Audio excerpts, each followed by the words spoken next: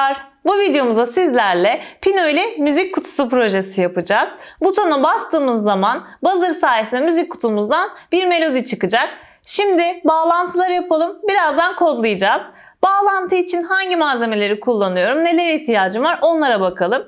Tabii ki Pino kontrol kartım var. Bir adet buton modülüm. Ses çıkarabilmek için ise bir adet buzzer modülüm var. Modüllerimi Pino kontrol karta bağlayabilmek için bağlantı kablolarım. Pino kontrol kartla bilgisayar arasındaki bağlantıyı sağlayabilmek için ise USB kablom yanımda. Projemi bilgisayardan bağımsız çalıştırmak istediğimde kullanacağım. 9 volt pilim ve pil şapkam da burada. Şimdi bağlantısını yapalım. İlk olarak buton modülünün bağlantısıyla başlamak istiyorum. Buton modülümün modül kartı üzerinde mor renkli bir etiket bulunuyor.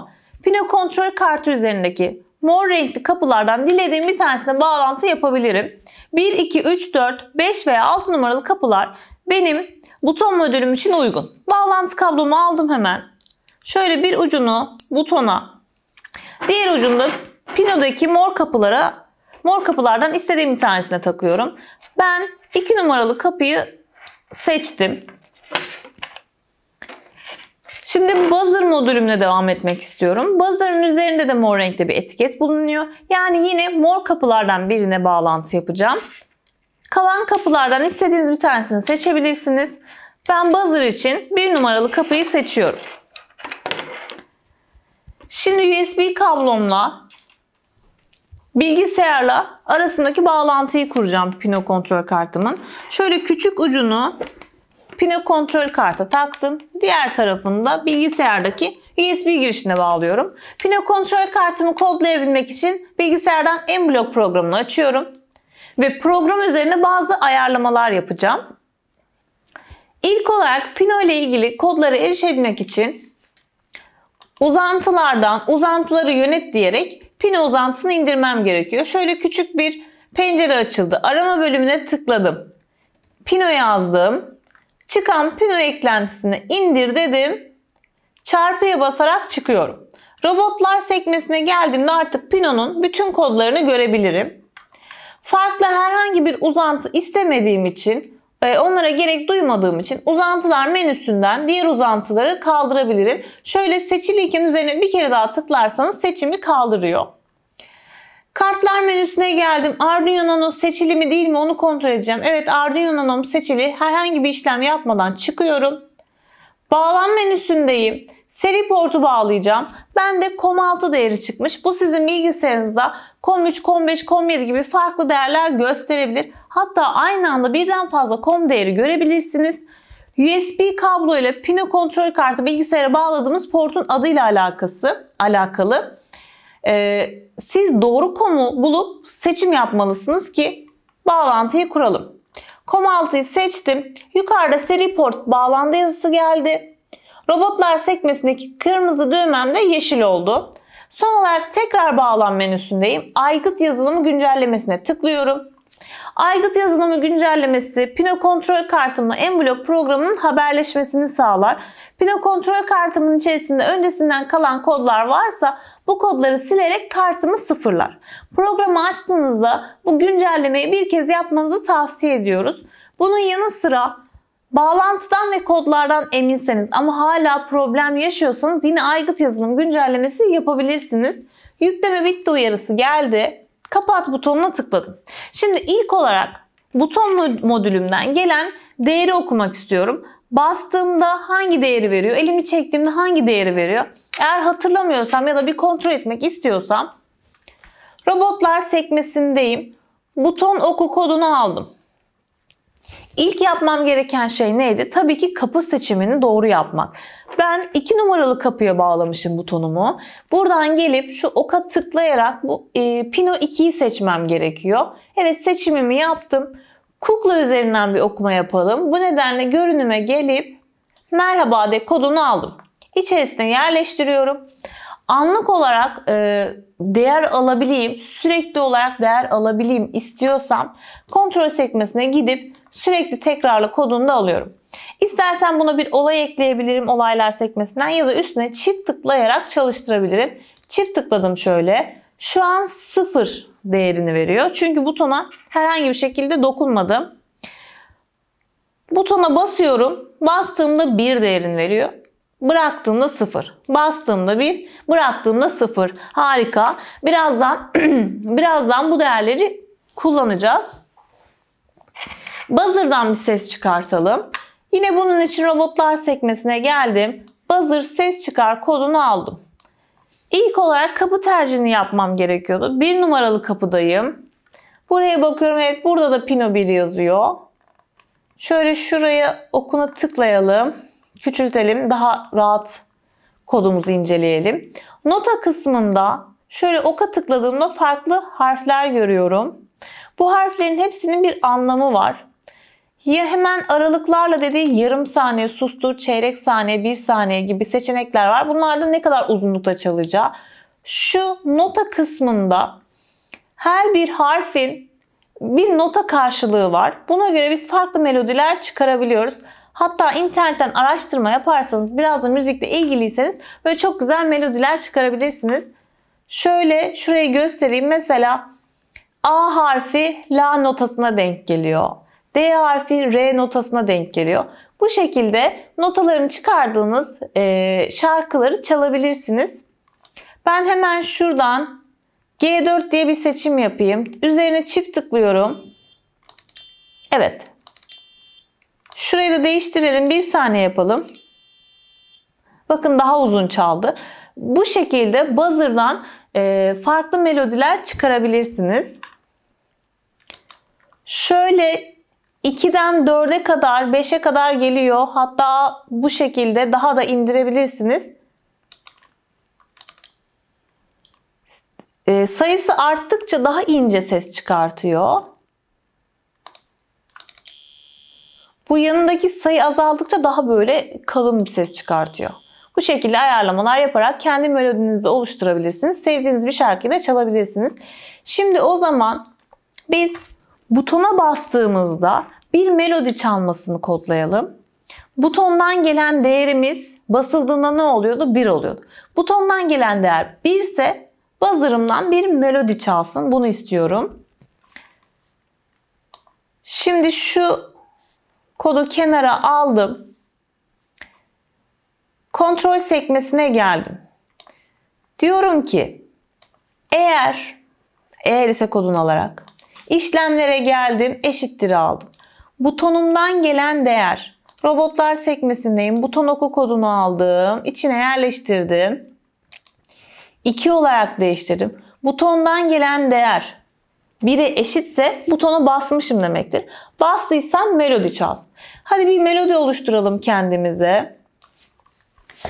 Şuradan seçim yaparak değiştiriyorum. Bakalım. C4 ile başlayalım. Altına biraz bekleme koyalım. 0.5 saniye. Kontrol sekmesinden aldım. Şöyle sağ tıklayıp kopyasını çıkartabiliyordum. C4 yaptım. Sonra E4 olsun. Kopyasını çıkardım sağ tıklayarak. E4'ten sonra F4 olsun. Kopyasını çıkardım. Sonra G4 olsun. Kopyasını çıkardım. A ile devam edeyim. A4 yaptım. Böyle bir ses yaptım. Şunun kopyasını yanlışlıkla sildim. Düzenleden silineni geri al diyebiliriz. Araya koydum. Kopyasını çıkardım. Tekrar kopyasını çıkartayım. Bu şekilde istediğiniz uzunlukta bir melodi yapabilirsiniz. Şöyle bir daha bir çalalım.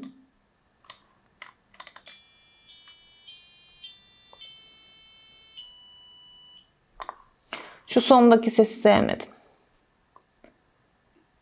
Değiştiriyorum onu.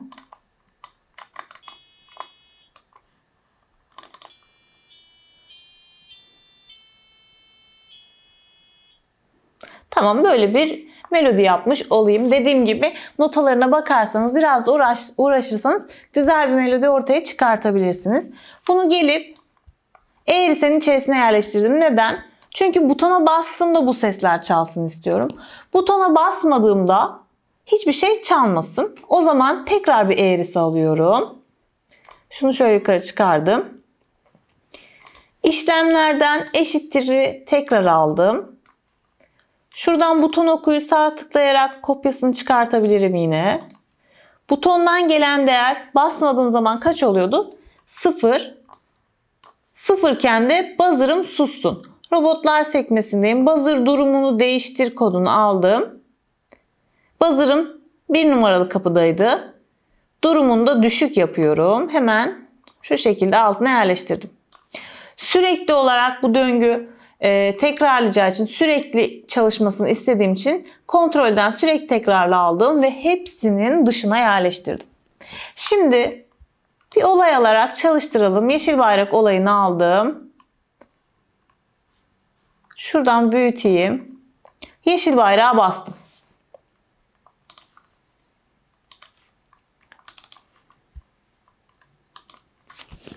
Butonuma basıyorum.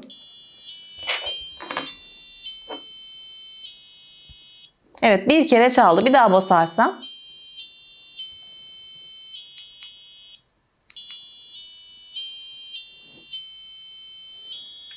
Elimi bıraktığımda da buzzer'ım susuyor. Böyle bir melodi oluşturdum. Hadi bunların yüklemesini yapalım, bu kodlarımızın Pino kontrol kartına. Robotlar sekmesine geldim. Pino program kodunu aldım. Bu kodu en yukarıya ekleyerek Pino kontrol kartıma kodları yükleme yapacağım. Sağ tıklıyorum üzerine. Arduino'ya yükle diyorum. Bir pencere açıldı. Burada tekrar Arduino'ya yükle diyorum. Ve yükleme başlıyor. Bu sırada ben de pil şapkamla pilimi hazırlayayım. Şu küçük tarafını büyük kısma gelecek şekilde, diğeri de tam aynı şekilde şöyle pilimi takıyorum. Kodlar içine yüklendiğinde bilgisayardan bağımsız çalıştırabileceğim. Pili buradaki güç girişinden takıyorum. Burada on-off kısmı var. Off kısmında ise kapalı, on kısmına doğru itmem gerekiyor. Yükleme bitti dedi. Artık kabloyu çıkartabilirim. On kısmına getirdim. Tekrar bir deneyelim.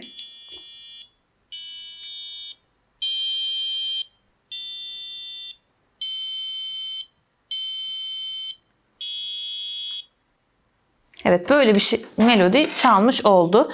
Şimdi hemen benim öncesinde yaptığım tasarımımı yanıma alıyorum. Şöyle bir müzik kutusu yaptım ben. Üzerine buzzer'la butonu sabitledim.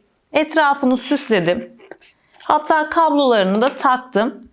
Şimdi elimdeki buton ve buzzer'ı çıkartıyorum. Zaten aynı işlemi yapacaklar.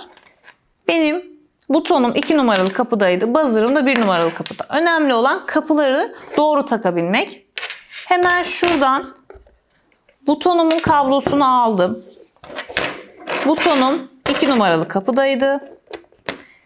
Buzzer'ımın kablosunu da alıp 1 numaralı kapıya takıyorum. Şimdi kutu şeklinde yaptığım için içerisine de Pino kontrol kartımla pili şöyle saklıyorum. Hatta bunun altına bir tane de kapak yapabilirsiniz. Direkt kapatabilirsiniz taşıyabilmek için. Zaten açık durumdaydı. Hemen şimdi butona basıyorum.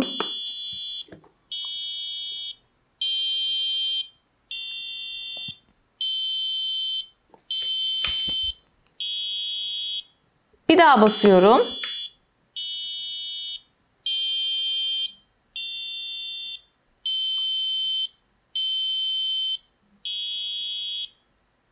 Melodiyi çalmayı bitirdiğinde de buzzer'ım susuyor. Zaten istediğim şey de buydu. Bu şekilde kendime bir müzik kutusu yapmış oldum. Tamamen tasarımı bana ait, kodları bana ait kendi müzik kutum. Sizler de böyle bir müzik kutusu üretebilirsiniz. Yaptığınız bu çalışmanın videosunu, fotoğrafını bize sosyal medya adreslerimizden ulaştırırsanız çok seviniriz. Hepinize iyi çalışmalar diliyoruz.